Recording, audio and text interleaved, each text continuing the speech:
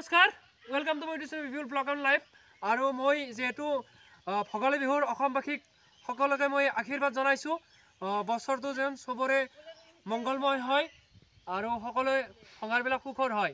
পোনপ্ৰথমে মই আজি অসমত চৰ্চিত হৈ মই অসমীয়া স্বাভিমান গামোচা পোনপ্ৰথমে এই পৃথিৱীত যেহেতু মাক দেউতাকে ভগৱান আৰু মোৰ দেউতা 2021 ঢুকাল, যেহেতু দেউতা নাই মই মাক প্ৰথম এখন গামোচা দি সেৱা কৰিম। আপোনালোকে চাই থাকিব আৰু সকলোকে মই সকলোৰে মা দেউতাকক মই আশীৰ্বাদ কৰিছোঁ। এই পৃথিৱীত মাক দেউতাকে ভগৱান, কোনো মাক দেউতাকক বেয়া কথা ক'ব নালাগে, এইখিনি মই ক'লোঁ আৰু সকলোকে মাঘ বিহুৰ শুভেচ্ছা জনালোঁ। পোনপ্ৰথমে মই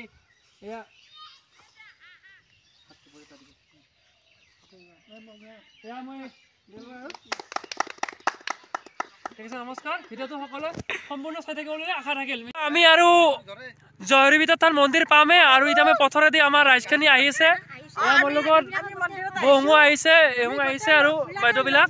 কেনেকুৱা লাগিছে আজি যিহেতু 1 তাৰিখ যাবা? কি বুলি সেৱা কৰিবা? কি বুলি সেৱা কৰিবা? ভাল লাগিছে, আমি মন্দিৰত আহিছোঁ। আজি 1 তাৰিখ,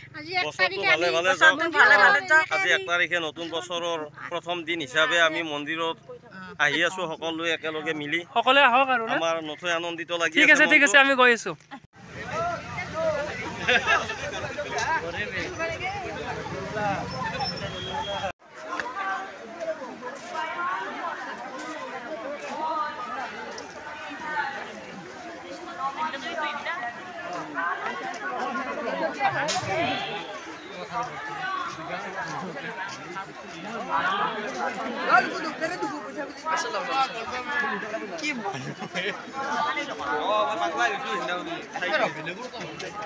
জয়হৰিবিতা থান মন্দিৰত আহিছো, বম মানুহ যাব নোৱাৰি, বহুত হেঁচা-চেপি হৈছে। মই দেখাই আছো, ভিডিঅ'টো আপোনালোকে চাই থাকক আৰু ভিতৰে মই দেখাম 108টা গৰমীয়া উৎসৱ।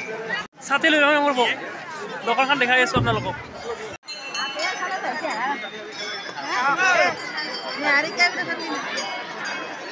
এয়া আমি অলপ ছাতি লৈ লওঁ। চাকিটো কিন্তু নিজৰ কাৰণে একো ক'ব নালাগে, ভগৱানক সদায় ৰাইজৰ কাৰণে ক'ব লাগে, মংগলৰ কাৰণে। আৰু বৰ্তমান আমি ছাতি লৈ ভিতৰলৈ সোমাম, আপোনালোকে চাই থাকিব।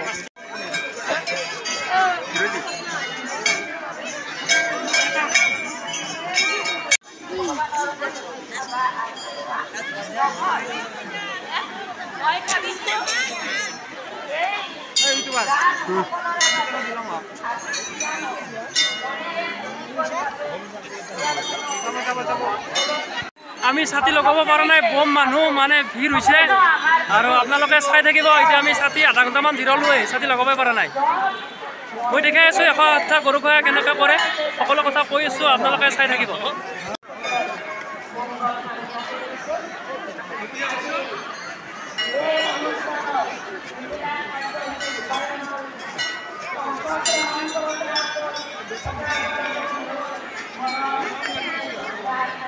মন্দিৰত যিটো ভোগঘৰ আছে তাৰ ভিতৰলৈ গৈ মই চাইছিলোঁ, চাই তাৰ কাৰুকাৰ্যবিলাক দেখি মই অভিভূত হৈ পৰিছিলোঁ, কাৰণ তাত দৈবিক কিছুমান গুণ আছে।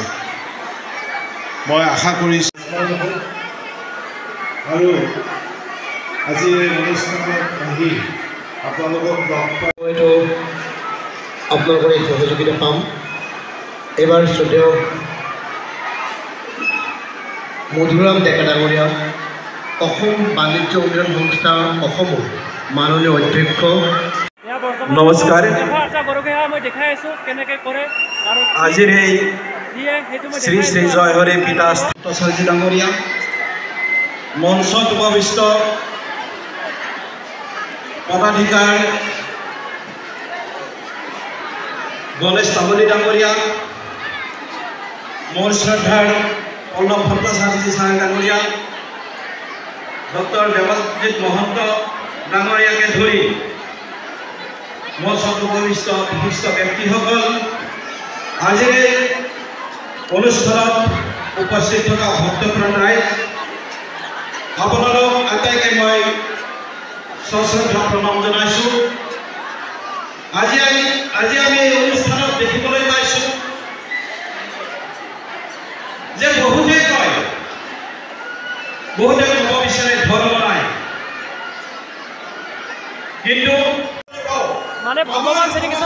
অনুষ্ঠান নাম আৰু ইয়াতে 108টা গোপাল আৰু 12টা এক্সট্ৰাকে কৰে আৰু তুমি ক'ৰ পৰা আহিছা ভাইটি নামটো তোমাৰ নামটো কৈ দিয়া আজি তুমি মানে গৰখীয়া উৎসৱত পালা তোমাৰ কেনেকৈ লাগিছে আজি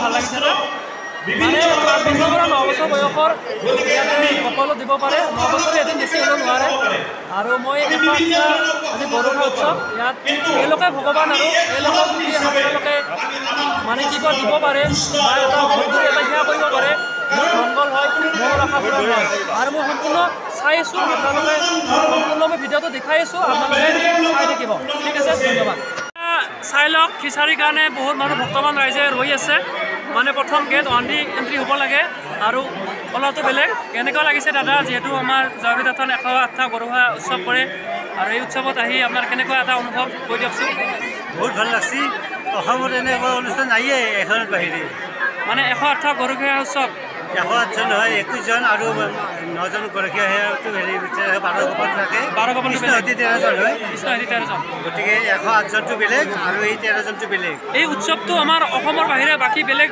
ডিষ্ট্ৰিক্টত কতো নকৰে আমাৰ গগৰদলতে কৰে ন গগৰদলত আৰম্ভ হৈছে প্ৰথম আৰু তেখেতে জয়হৰি পিতাই অধিকতা যিজন আছিল তেখেতে তাৰমানে সপোনত দেখা নহয় বাস্তৱতে দেখা পায় আৰু তেখেতক তাৰমানে ভগৱানে নিৰ্দেশ দি আছে এনেকৈ 108জন কৰিব লাগিব তাৰপিছত আৰু কৃষ্ণ হেৰি 12 গোপাল কৃষ্ণ 13জন কিন্তু কৃষ্ণৰ বলৰামে একজন বুলি ধৰে এনেকৈ তাৰমানে অনুষ্ঠানটো আৰম্ভ কৰিছে প্ৰথম আৰু কোমোৰাই ছোৱালী পানী তুলি হ'লে সেই অনুষ্ঠান আৰম্ভ কৰে আৰু ভক্তসকল যিমান আহে সকলোকে খিচাৰি ভোগ খাই যিমানে আমাৰ অসমৰ এতিয়াও মানে 5 বছৰ বা 9 বছৰৰ ল'ৰা মানে মিনিমাম 5 বছৰ বা 9 বছৰ বয়সটো হ'ব লাগে নেকি 9 বছৰৰ তলৰ হ'ব লাগে আৰু কি লাগে আপুনি অলপ কৈ দিয়ক যিসকলে দিম বুলি ভাবি আছে তেওঁলোকৰ কমিটিৰ লগত যোগাযোগ কৰিব লাগিব মানে বাৰ্থ চাৰ্টিফিকেট খান আৰু ফটো দুটা লাগিব ফটো দুটা লাগে আৰু বাৰ্থ চাৰ্টিফিকেট লাগে নহ'লে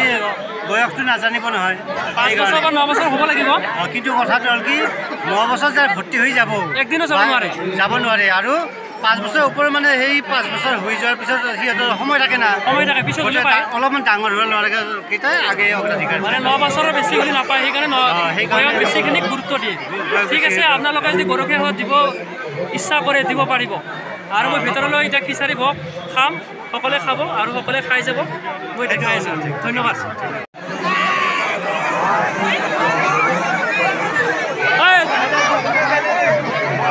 মানুহ হৈছে বম খিচাৰি খাব মই দেখাই আছোঁ চাই যাব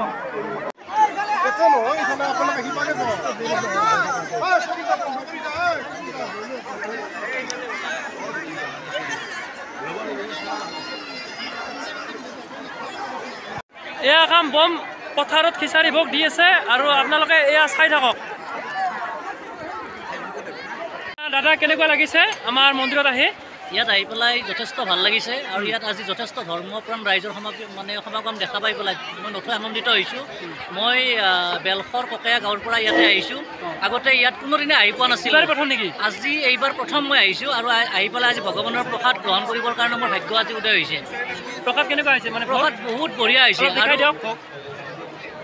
বঢ়িয়া সকলে ভোগ খাই যাব আৰু কি ক'ব মই ক'ম যে আমাৰ ককীয়া গাঁৱৰ যথেষ্ট মানুহ যিখিনি আছে গম পোৱা নাই এই জয়হৰি পিতাৰ থানলৈকে আহক আহি পেলাই তেওঁলোকে যিটো আধ্যাত্মিক জ্ঞান ইয়াতে আহৰণ কৰি গুচি যাওক এইখিনিয়ে কামনা কৰিছোঁ লগতে মই আপোনাৰ চেনেলৰ জৰিয়তে সমগ্ৰ অসমবাসী ৰাইজক ভোগালী বিহুৰ শুভকামনা জ্ঞাপন কৰিছোঁ ধন্যবাদ ছাৰ বহুত দিনৰ মূৰত কৃষ্ণাক লাভ পালোঁ কেনেকুৱা লাগিছে একেলগে পঢ়া ভাল লাগিছে মানে ক'ত থাকা তুমি এতিয়া বাকী গান চান গাই আছা নে নাই